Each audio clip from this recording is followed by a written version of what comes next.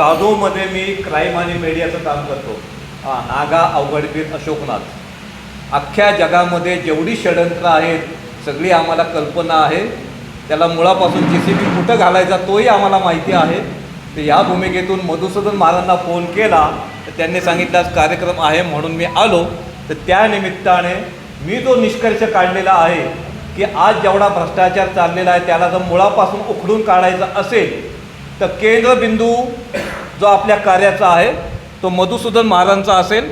आणि त्याच्या भोवती जेवढे महाराष्ट्रातले जेवढे विषय असतील तेवढे घेऊन एका ठिकाणी जर मी बसलो आणि मीडियामधून जर हे विषय सगळ्या जगामध्ये जर प्रचारित केले तर सगळ्या जगाला आपण जागवू शकतो एवढी सेटिंग माझ्या बाजूने तयार आहे.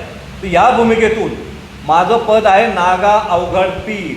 मीडिया सिस्टीमनी नागा म्हणजे अख्ख्या नागाबाबांना मी आणू शकतो. जर अजूनही मनुष्य जागा होत नसेल तर जेवढं धन जमा होईल त्याच्या ह्याच्यावर जेवढे नागाबाबांना खर्च करू शकू तेवढे नागाबाबा मी आणू शकतो. 1 लाख 2 लाख 3 लाख 4 लाख 5 लाख हे नागाबाबा. हे पद माझं नागा. लालबागला 3 वेळा नागा उतरून ट्रॅफिक जाम केलेला मी नागा. सगळ्यांचा भ्रष्टाचार माहिती आहे. मोदी कसे तयार झाले, हे तुमचे पवारसाहेब कसे मोठे झाले, ठाकरे कसे मोठे झाले, सगळ्यांच्या स्टोऱ्या माझ्याकडे आहेत. लालबागचा मी आहे. लालबागला माझं लालबाग घराण्यामध्ये तमाशाचं थिएटर आहे. तेव्हा लहानपणापासून जी मुंबई पाहिलेली आहे त्यातून मीडियामध्ये राहून माझा ड्रेस फक्त साधूचा आहे पण मी क्राईमचा माणूस आहे. क्राईमची मी कामं करतो. प्रत्येकाच्या झोपा कशा मोडवायच्या एवढी सिस्टीम माझ्याकडे तयार आहे. तेव्हा केंद्रबिंदूपासून ह्यांचा विषय घेऊन जेवढ्या महाराष्ट्रातले जेवढे विषय आहेत ते एका ठिकाणी बसून ते जर कलेक्ट केले तर सगळ्या सिस्टीमने नागा अवघड म्हणजे मी पाहिजे त्या रूपामध्ये उतरू शकतो. मला कोणता साधूचा नियम नाही आहे. नाथपंथामधला मी अवघड आहे. अवघडाला कुठली टर्म्स कंडिशन नाही आहे. पाहिजे त्या रूपामध्ये पाहिजे त्या कामामध्ये मी उतरू शकतो. आणि पीर माझी जी गुरुची गादी जुन्नरला आहे ती पीर गादी आहे. त्यामुळं मुसलमानाला सुद्धा मी अस्सलाम करू शकतो कारण मी पीर आहे. तर आतमध्ये जाऊन मुसलमानांचं सुद्धा रॅकेट माझ्याकडे सगळी सिस्टीम तयार आहे. सगळ्या मस्जिदमध्ये जाऊन अस्सलाम अलैकुम करून त्या ठिकाणचं सिक्रेट पण काढलेलं आहे. तेव्हा ह्यांच्या लॉबीमधून किती सिक्रेट चालतं ह्यांचं आणि राजकारणी लोकांचं कसं साठलोटं आहे आणि हे कसं उखडून काढायची एवढी सिस्टीम माझ्याकडे तयार आहे.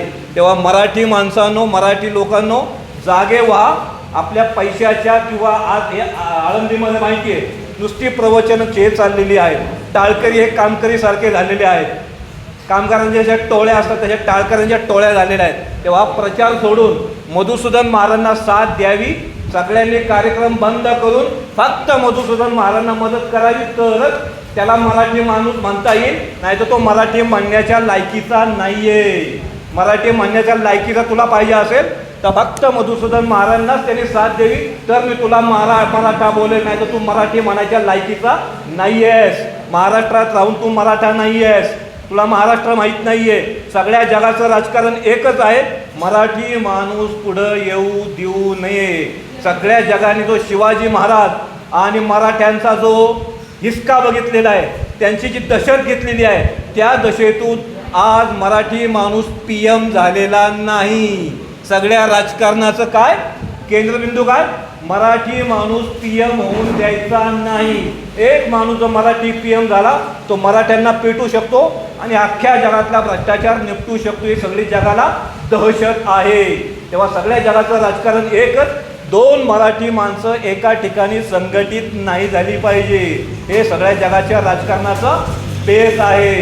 तेव्हा या बेसमधून मराठ्यांना जागे होऊन फक्त मधुसूदन महाराजांची फाईल सेंट्रलला ठेवून त्या सेंटरभोवती सगळं फाईल जर तुम्ही देत असाल तर या एका ठिकाणी बसून अख्खं जग पेटू शकतो मी. एवढी माझ्या बाजूनी तयारी आहे. तुम्ही किती साथ द्याल ही तुमची भूमिका. धन्यवाद.